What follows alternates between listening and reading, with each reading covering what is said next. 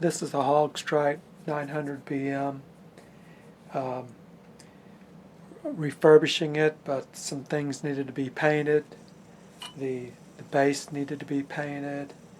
The slit-width assembly needed to be painted, and everything needed to be cleaned and re-greased. So these are all the parts taken apart, and I'm going to start putting it back together. Used spray paint on the base and on here, and primer, and let it dry for a couple days so that the paint cured better. And now it's time to put everything back together. There's a few videos out there showing how to refurbish different assemblies here, and so I'm not going to go specifically on a lot of this stuff. This is just a general putting everything back together. Should have done this after I did another video of taking it apart, but maybe I'll take apart another one and do part one. So this is part two, putting everything back together. I put painter's tape on it. I'd taken off the base plate. It came off fairly easy in one piece. This was a newer style that doesn't have the screws, and the glue, this is the factory glue, and it's still sticky, and I was able to pry it up. So I'm going to reuse this and reuse the sticky surface that's on there.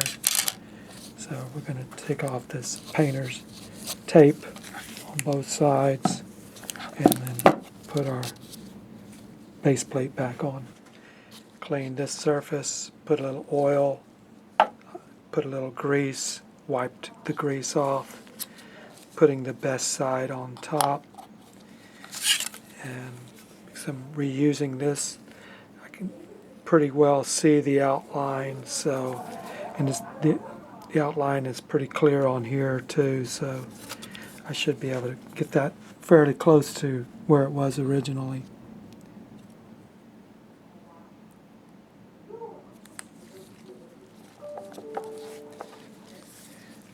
Put our top back on, and our 4 screws.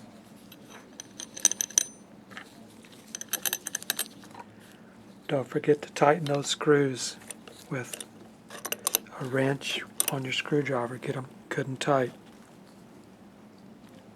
I hope you got your bearings clean and your axle so that everything is running smoothly. Everything is clean, no grease, oil on there to collect dust. Now if you'd clean this and your plate is kind of sticky, go ahead and put a little lube on here to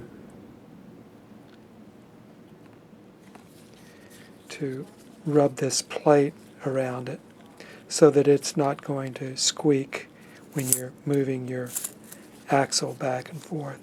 So just put a little grease on that axle and turn your plate around. Clean off the excess so that when it's turning, it's not going to make any noise. Slide it on in.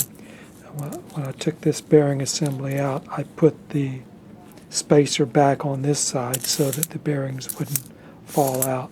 So if you leave the spacer back on one side, then you won't lose your bearings. So be careful. I've chosen to take off this side, and so I'm going to put it back in.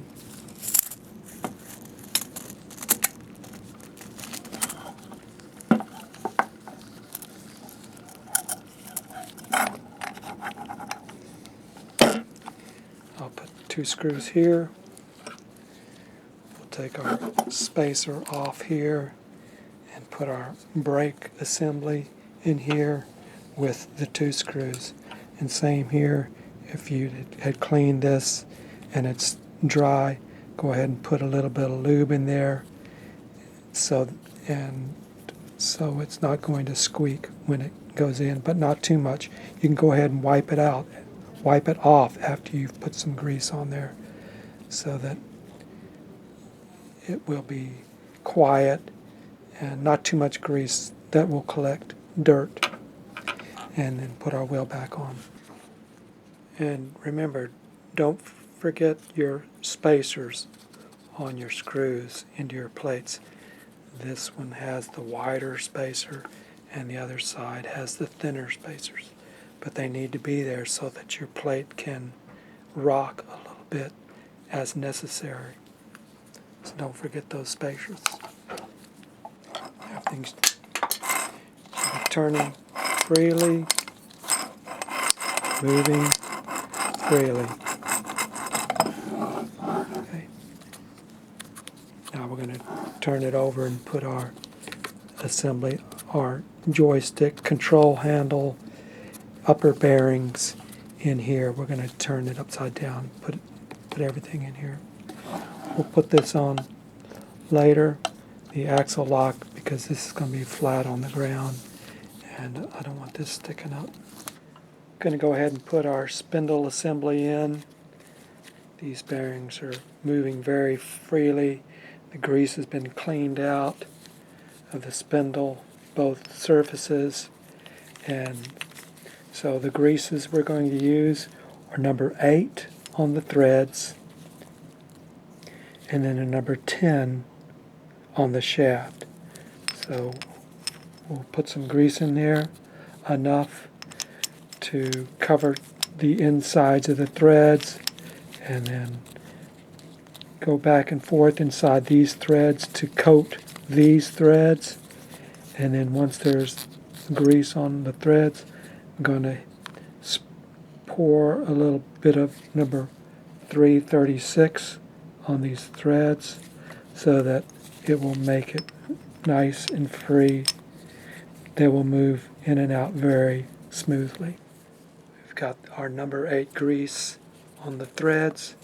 We're going to put some 336, just a light bead on the threads.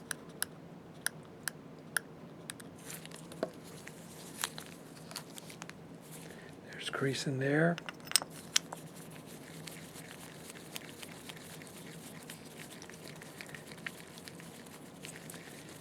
Whenever you put grease on things, you're adding tension.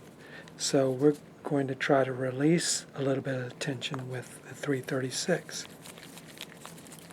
to make it more effort-free. Okay, we'll put our stop washer and screw on the bottom. Now we're going to apply some number 10 grease to the shaft and the inside where it's going to be moving. I'm just going to get some number 10. This is a thinner viscosity than the number 8. We're just going to cover the shaft.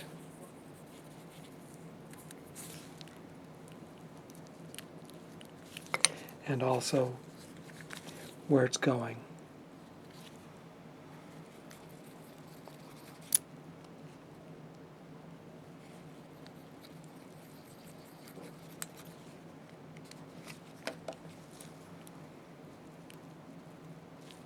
You shouldn't have to put any 336 on this because it's a thin viscosity.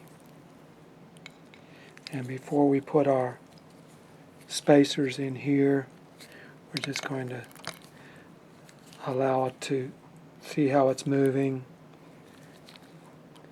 Everything seems to be moving smoothly. Okay, so once we have that, we're going to put our washers in first, but scoot them to the outside.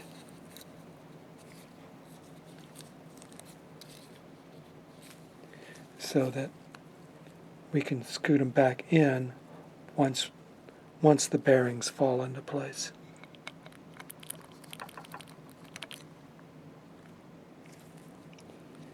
And line them up with your sprockets, your gears.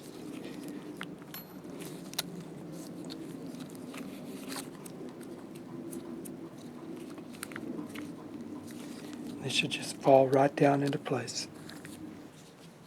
Once we have it in place, we can align our washers that were pushed outward. We can bring them back into place and then put the screws in. Now remember, these screws, these three, are different from these three, even though they're the same thread pattern. The longer ones go out here, the shorter ones are going in here in the joystick assembly. So don't put the shorter ones there and the long ones there. Might mess it up. Okay. Now we're going to line it up with the hole, the big hole, towards the center. And there's the bottom, the little hole. We're going to put our upper bearings. These are new ones and they're white, or grayish white. And we're going to put them so that the notch lines up with our little hole for our pin. Put our first upper bearing down, line it up. Put our coupling pin in. Now we're going to put some number 3 grease on the upper bearing surface and also on our control handle. Get the grease, and I'll be sure to get some grease inside here where our little coupling keyway is going to be riding. Make sure you get some grease into there too. Gonna fit it where the pin is. Make sure our disc is going to allow us to put it down. And again, our upper bearing, our second one, we're going to want to put some grease in. And again, instead of putting a mark with pointing it, I could put a little mark because these are white. And so that's how we'll know when we're putting it down that we're going in straight.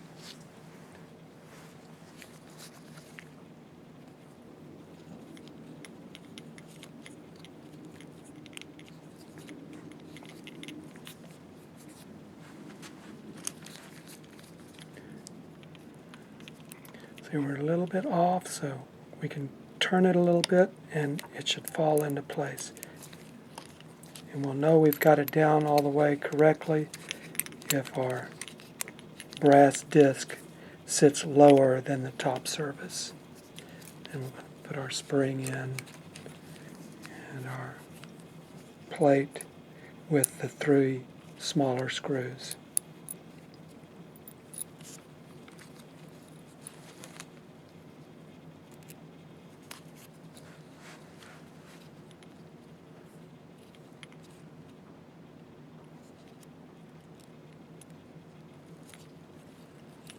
Spring is going to want to crawl out of there, so you have to maneuver that plate so that keeps it in, keeps it down.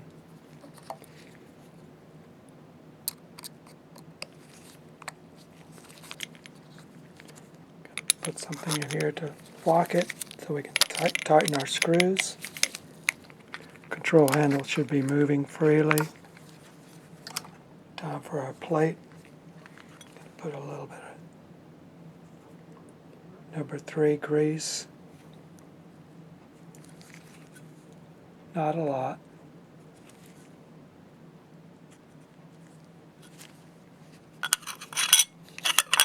Put it into place. We're going to put a little bit of grease on here. Wipe it around.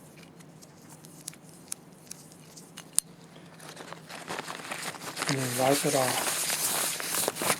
But we're leaving a slight film on it. That's to eliminate noise. somewhat. I'm going to put a little grease in here. Around the bottom of the control handle. We have a little bit of grease there. Fit it in.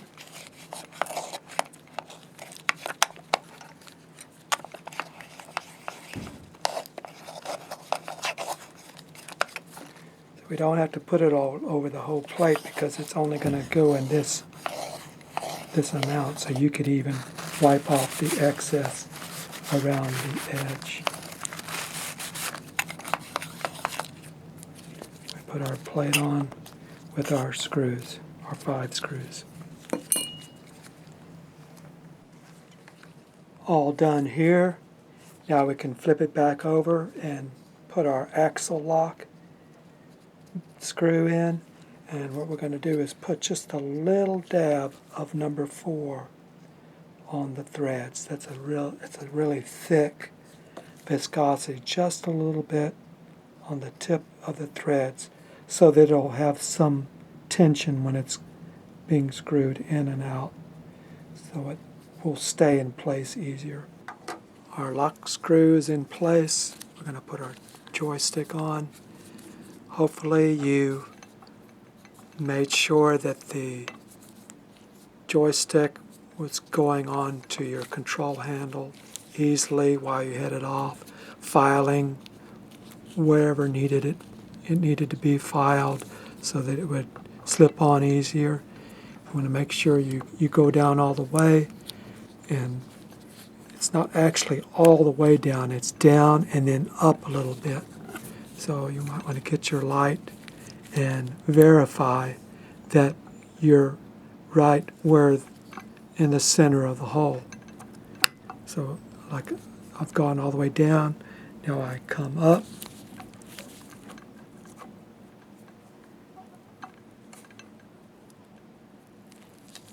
And I can see my hole. I'm going to insert my Allen screw. Time to install our spring and our carrier with the nut. There's a video on replacing the spring. Make sure we put a lot of grease on it. You can use some cheap grease, not your expensive Haag-Streit grease. Make sure that's greased well. And you can put a little bit more of your number 10 on this shaft since it's already been knocked off while it's going through.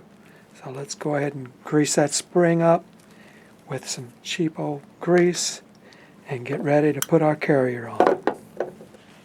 Okay, all greased up, ready to put our carrier on. Got some gloves to handle everything because it's going to be kind of greasy.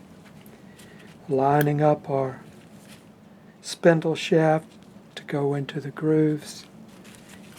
It's going in.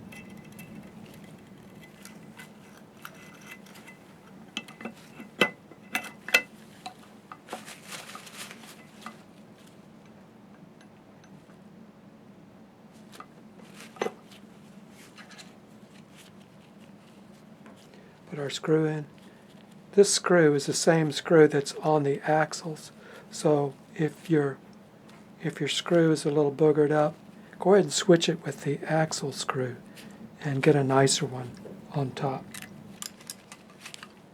And remember, you got to go all the way down first time so those bearings can reseat.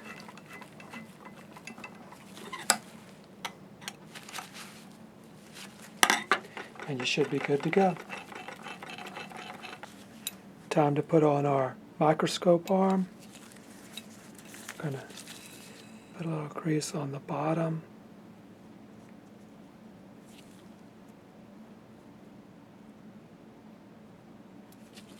And we're not going to put any where the pin is. We're just going to put a little bit on the sides. Not where the pin is, because we don't want to put any extra grease on that pin. That pin should be clean, dry and clean.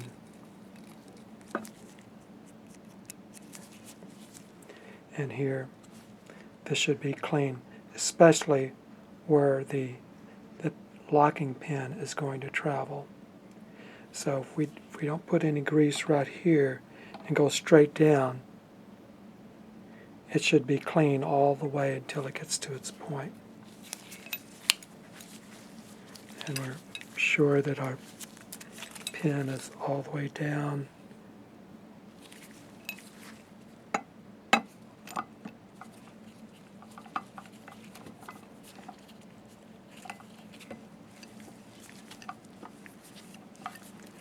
should move freely.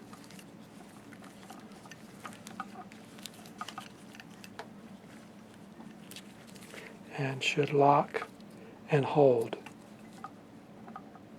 Lock and hold. Now we can put our brass bushing on and the lock. Again, we're going to put some lube in here, a little bit of lube around here, a little bit of lube in here, number 3, grease on all these areas. Remember, the marks go up.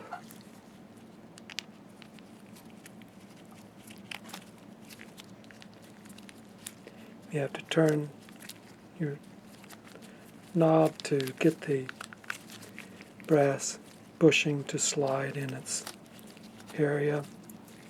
Hopefully you've already cleaned and re-lubed these with a little bit of number 3 grease. They turn freely. We have a little bit of lube there. Should go right down on our shaft. And we can put our snap ring back on to lock it on.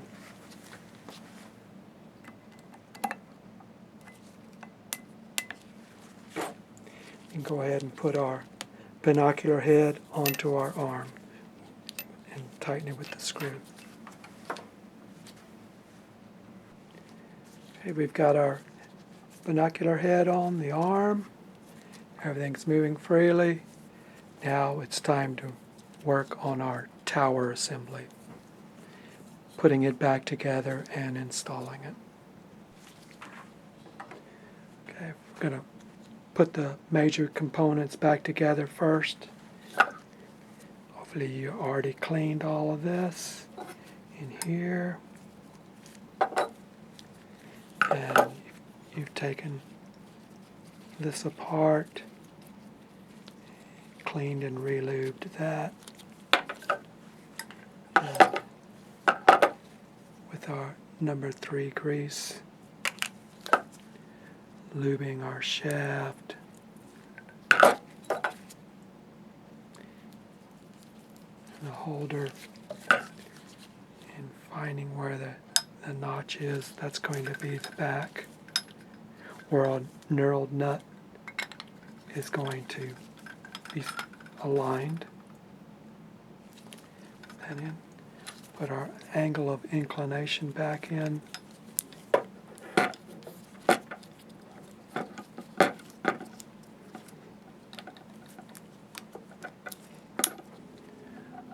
Push up while you're screwing in.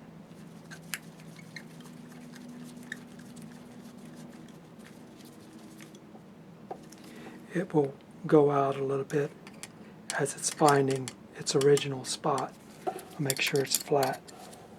Then we can put in our knurled nut assembly. We're going to find where the original spot was by looking at our cam and finding the spot and putting that right where the screw is. Unscrewing it all the way, finding that spot. That's going to get us close to our original position. We're going to have to adjust it later, but at least we can get it close. And we can just snug it to hold it. With that in place, when you turn our knurled nut, it's going to bring it back to center. See, we can do this now because we don't have the rod in. But once we put our rod in, you can't go past this angle of inclination or you will bend the rod. Don't do that. So we're going to go ahead and put our rod back in. going to put some rim oil on it, clean it, put some rim oil, and our little piston. We're going to put that rim oil on there, make sure the flat side is up. Going to apply some rim oil to my glove. Coat the rod.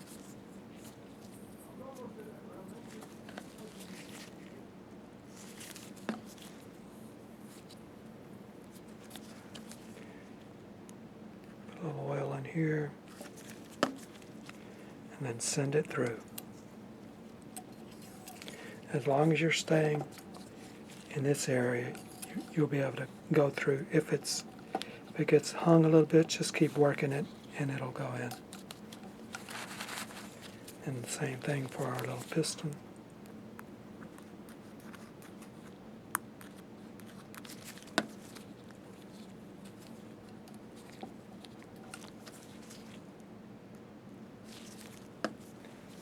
Now that everything is in, we're going to put this to the side and work on our slit width adjustment assembly. It's going to go right in there. Now on this slit width assembly, I was able to paint this because it was in pretty bad shape. And I have access to other parts, so I actually attached an old rod and arm to here to hold it, and I had some extra pieces on the side that I use just for painting. So I take everything off and reinstall it with my pieces that I use when I'm painting it, and then I can paint the whole thing, and then I take everything back off and replace it with the parts. So you're not going to have, you're probably not going to have extra rods and arms and stuff. So, but if you do, perhaps that's something you could do. Just designate a set used just for painting if you're going to do this a lot. But try not to touch the painted surface because it's still curing. So I'm going to try to install everything without touching the body very much.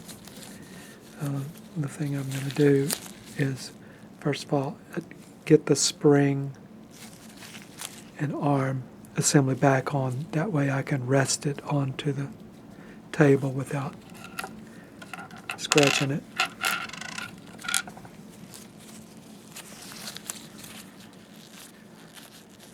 It's just a dowel rod in the hole.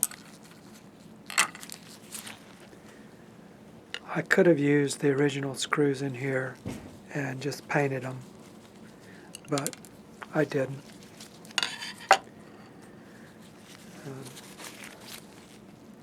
Now I can put my spring back in.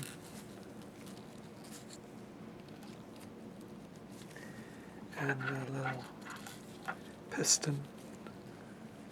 While I'm here, I'm going to put a little rim oil on the piston.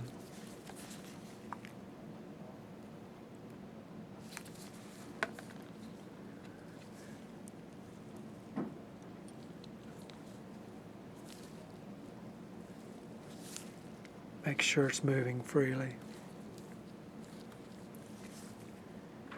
And I can attach my angle arm, putting that pin right in the center and sliding it on. Now that I've got the spring assembly back in, I have another point to lay it down. So now I can put it right on that spring, and I can work on the other things. I'm going to take these two screws out on the side, replace them with the original screws, knock out these end pieces.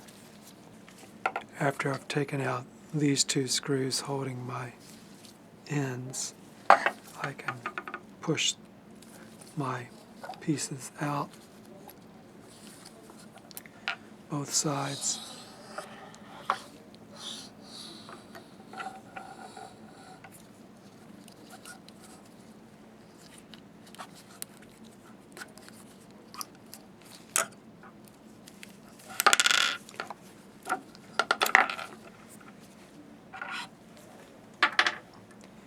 And I can insert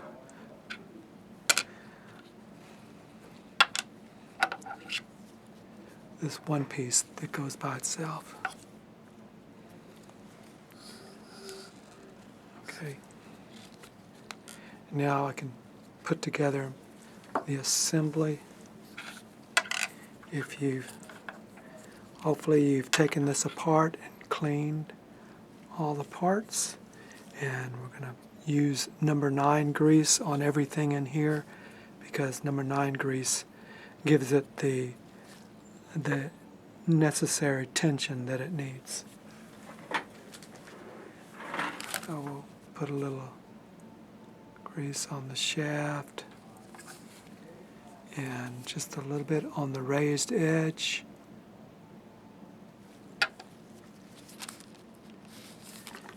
And then push through the shaft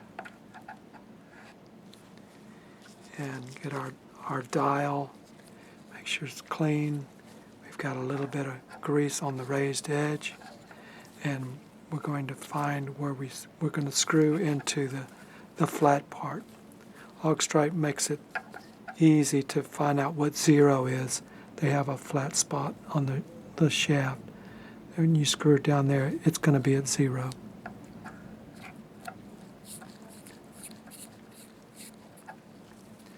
And it's always going to be where the notch is. So wherever the notch is,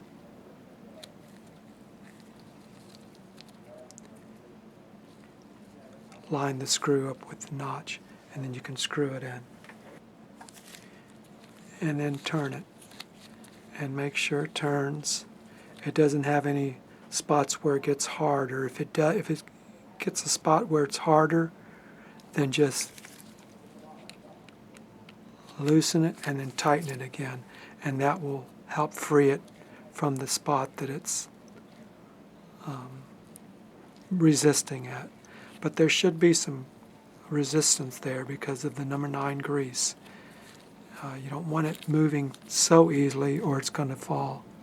It won't hold your slits. We've got that assembly in, and we're going to be installing it where everything's going to be lining up. The screw, the notch, and the hole. It's all going to be lining together, and then it's going to be screwing into. Oops, I put this on the wrong side. This should be on this side. Okay, with the piece installed on the correct side, we're ready to deal with our shaft and cam. Make sure this is all clean, everything inside is clean. And we're going to put some number 9 grease on the shaft. And there's a ridge in here. We're going to put just a little bit of grease right on the inside of the ridge where it's going to be up against this area. Got some grease there. I'm going to put a little bit right on the end of this shaft. If you want to put a drop of rim oil in your bearings, you can do that now too. We have a little grease on there, and we're going to put a little bit in here.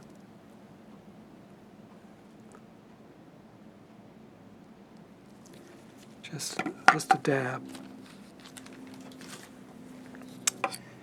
And then we're going to insert our cam shaft.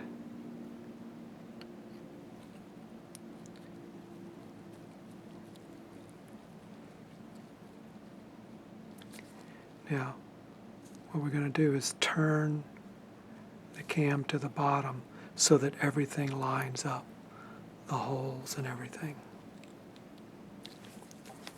So if I've got these all lined up in line, and the bottom here,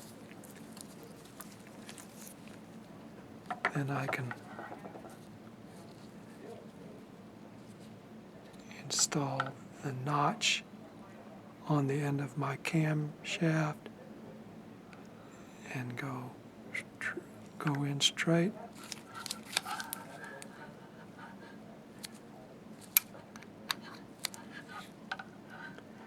And line up the hole and insert the screw. Tighten that screw. And it's turning freely. You can feel a little bit of tension, which is good. And now we put our other knob on that has the friction ring. Make sure you have a friction ring in here. It's felt, and you definitely need that because that's what helps give it some friction when you're tightening the screw. This pushes up against the side and gives it more tension. So you don't need to put any grease on there, and there should be enough grease already on this felt washer. And now there's a notch. You want our rod to go right into the notch, so just turn it until it lines up and then push it in. And then our screw is going to go in there, and that's what pushes that little rod, which gives it tension.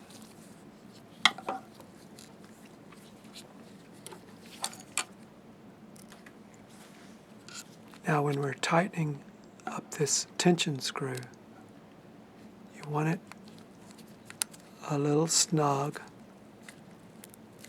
so that when you're turning your slit width adjustment, you can tell it's a little stiff, and it's going to need a little bit of tension so that the slit rod on the other side won't push it down and turn it closed, so your slits aren't closing by themselves.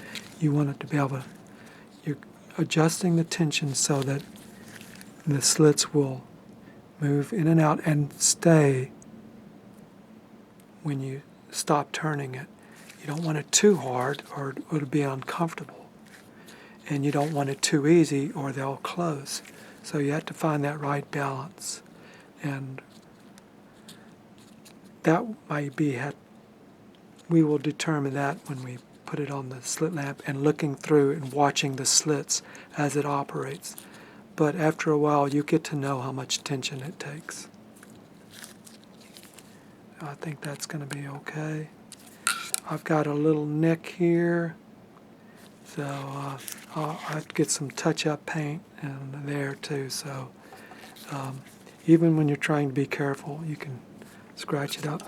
That's why this paint is not as good as the factory. So whenever possible, keep it the factory paint unless you have some very good paint. Okay, now we can take it off of our little holders and put it on our slit lamp. And now we can install it onto our slit lamp. There's one other thing I want to show you. You may notice some of your numbers are fading. They're not dark. Well, one thing you could do is get a black crayon and fill in your numbers and your notches. Just put some crayon on there to fill in where they're missing paint. And then, if you have extra, you just kind of wipe off the excess. So the crayon is fairly durable, and it will last a little while. So that's what you can do to get your marks a little clearer and your numbers put a little black crayon in there and wipe off the excess so that you can read your numbers a little better.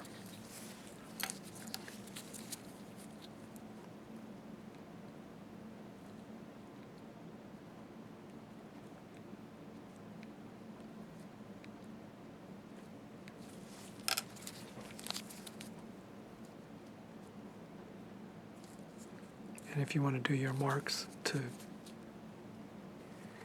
When it's time to put it back on the tower, we're going to put just a little rim oil on the ends.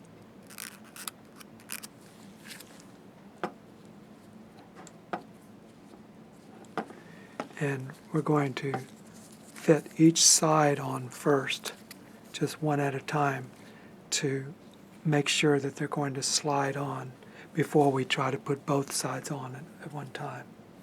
So with the oil, slide it on, make sure it's going on easy, because if you do that for each side first, then when you're putting both of them on, they've already had a chance to dry fit, and you know that nothing is hindering them. So if they're not going on easy, you could have a little bit of crud on your shaft.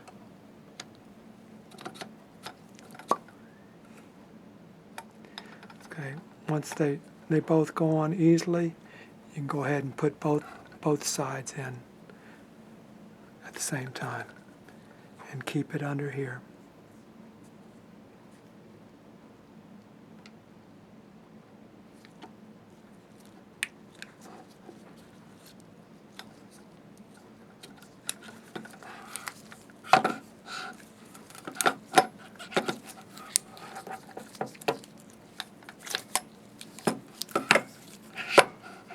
Okay. Now we can tighten up our screws. Don't get them too tight.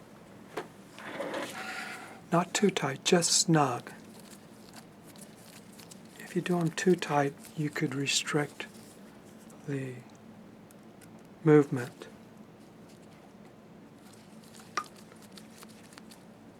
Just snug.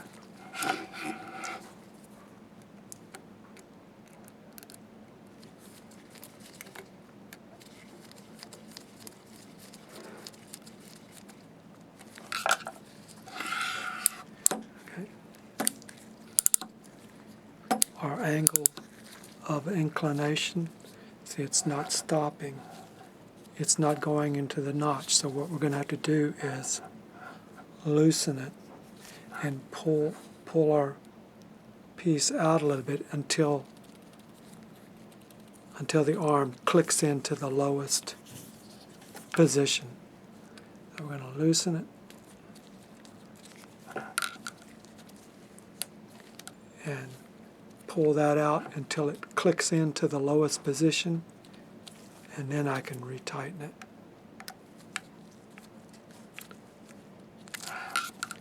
And then check it.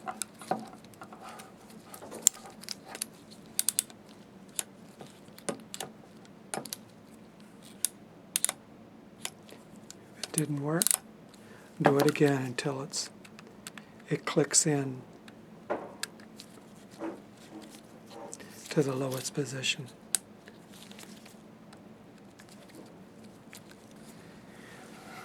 Okay. I was having a little trouble with this one because it was not returning to the last notch and staying there. Every time I tightened the screw, it moved the angle back and it would not lock into its furthest back position.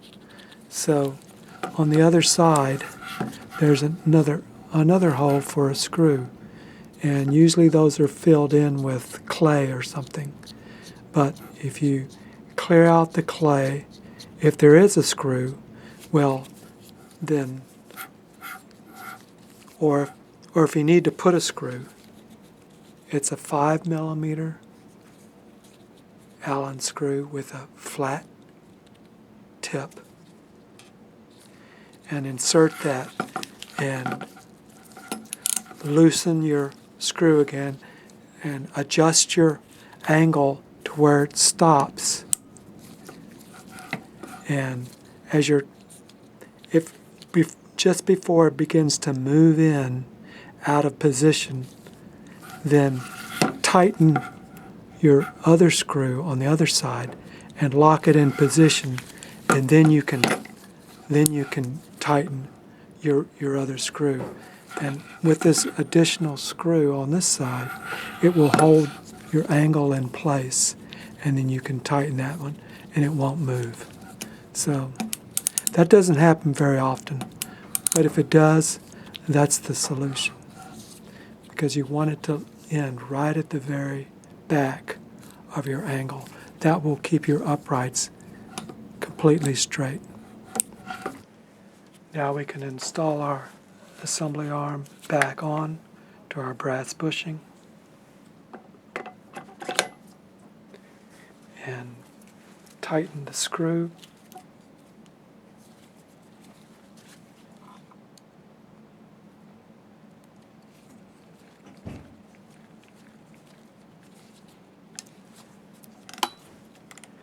Into position. Now these were probably loose for you to get your slit assembly, adjusting assembly off. So you need to tighten these so that when your angle of inclination, there's a little bit of resistance. It doesn't just move so freely. You want a little bit of resistance.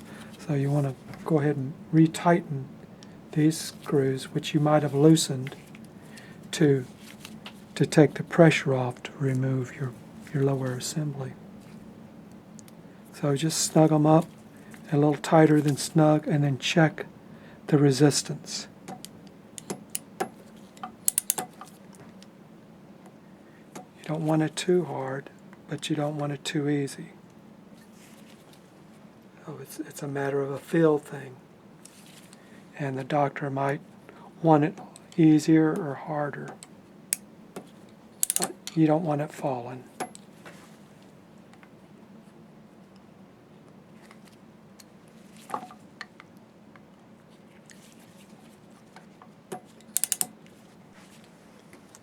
Now before we put our upper light assembly on, we're going to observe the stage movement.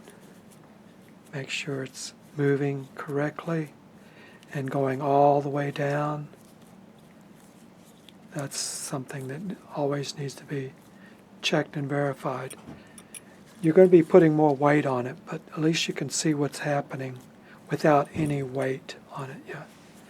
If it looks like it's moving well, then we're going to put a little bit of lube on the stop points, on the detents. There's 3, maybe sometimes there's 5 spots of detent.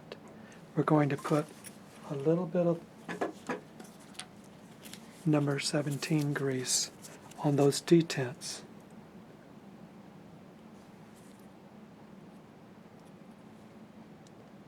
Just so it's not too abrupt when it hits them.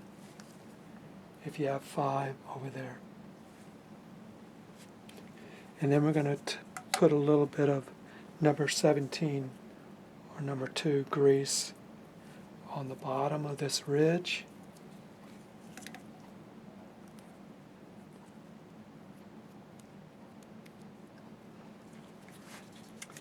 And then we're going to put a drop of our number 336 where we didn't put the grease.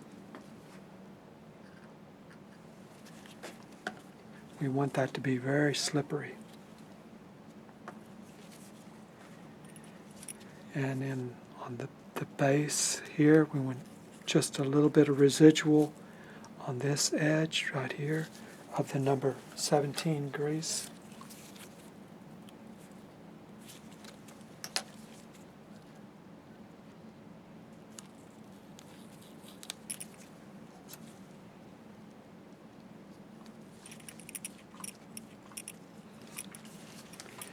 And then we're going to put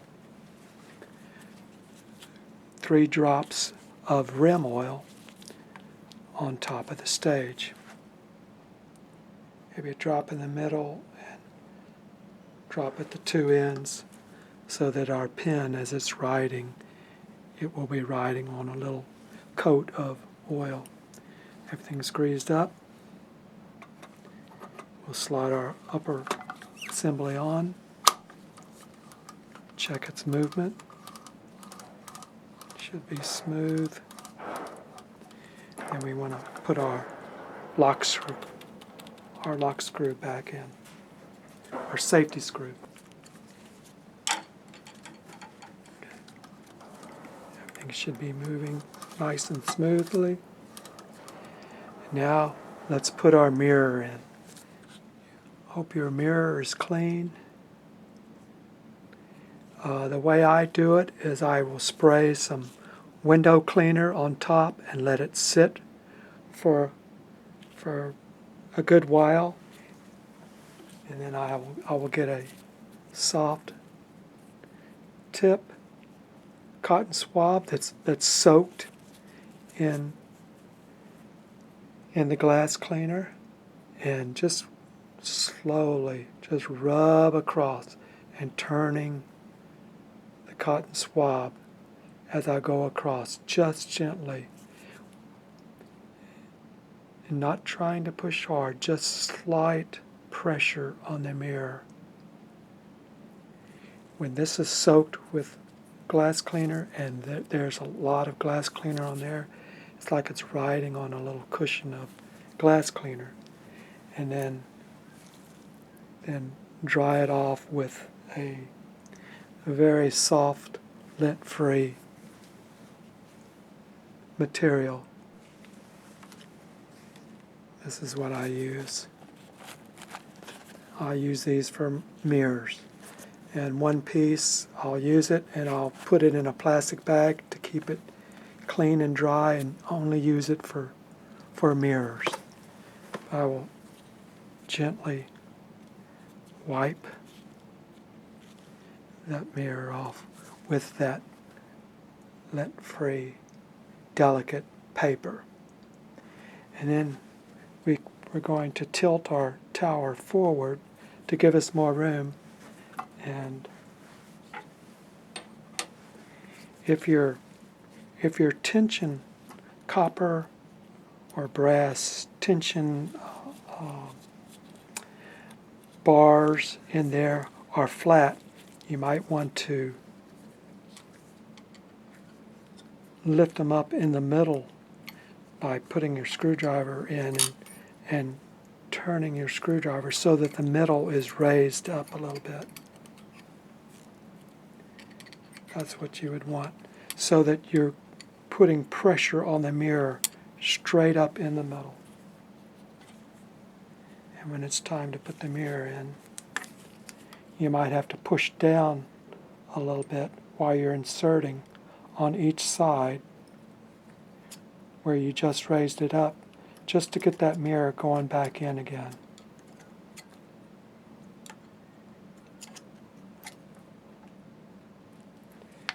So the mirror should be nice and tight up against the top of the holder. If it's off a little bit, it's going to affect your light. Once it's put back together, you're going to need to check your alignment. So you would get your focus rod, put it in, and check your centering, so that you may need to adjust your centering so that it's right in the middle, so you have equal space on each side of the bar, and your light is centered. So you may have to loosen your centering cam and turn it if you have one of these kind of tools. It's pretty handy.